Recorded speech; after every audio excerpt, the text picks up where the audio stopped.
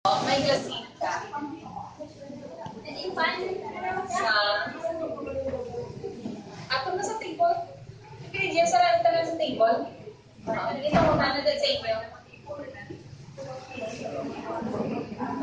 Okay, sift flour before measuring. Okay, pero last time, siguro na skin na namon mo. Masulod yan sa masulod na. Isa na ba yan? Where is your apron and your net? Boss mama. Okay, wala. Tomorrow daw. Tomorrow. Nalipat? Okay. Personal protective equipment include apron, hairnet, mask, gloves, goggles, breastplate, steel toe shoes, Still two with mama. Hard hat. Grabe, no?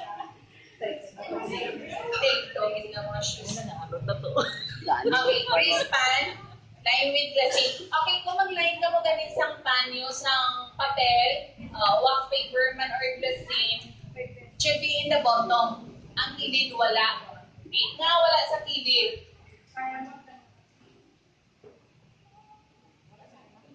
Okay, para ako nung ano, kasi mga mold kasi using sa spatula, mapos siya.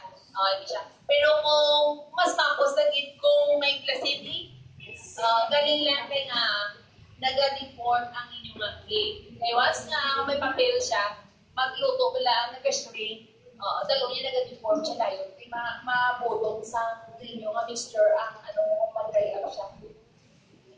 So, naga-deform ang inyong cake. Sa parang pag-deform, pinanglan mag-clean siya sa kilid sa inyong pan para hindi siya mahugot sa kalayo na pag-deform siya. Okay? Sama na. Pinanglan niya sa bottom lang. Wala sa kilid.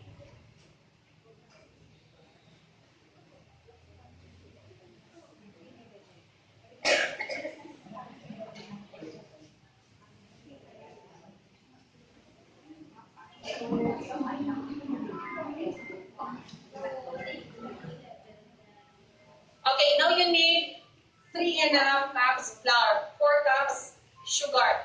Okay, you can use white sugar or brown sugar. Like, Central. Pwede Central na dito, no? Okay, there are 3 types of sugar, no? Sometimes nag-measure sila okay, piyanta lang po sa inyo something. There are 3 types of sugar. One type of sugar is the granulated sugar. Granulated sugar is, ang hindi siyang tinatawag na white sugar or refined sugar. Okay, another type of sugar is the brown sugar. Brown sugar is the central or muscovado. Kasi diba pula na siya, brown sugar pa nagyapon, ibigay pula pa siya. O wala sa red na sugar, ha? Okay, ang muna yung muscovado. Okay? So, that is brown sugar, central or